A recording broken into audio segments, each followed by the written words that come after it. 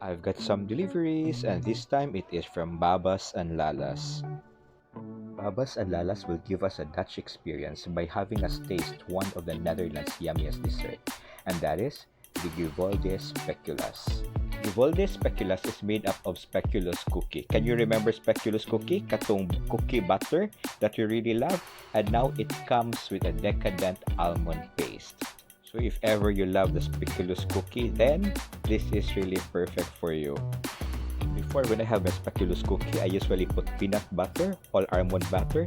So this is really perfect. It is a speculoos already with almond paste. You can have the 6-inch diameter cake for 350 pesos, and to order you may message 0927-130-6334.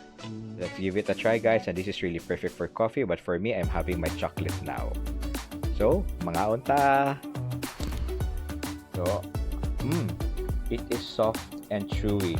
So this would literally melt in your mouth if ever you're having your hot coffee or tea. And then again, guys, don't forget to brush your teeth after eating and to follow me in all my social media accounts. And please continue to stay home, stay healthy, and just keep smiling. Bye-bye!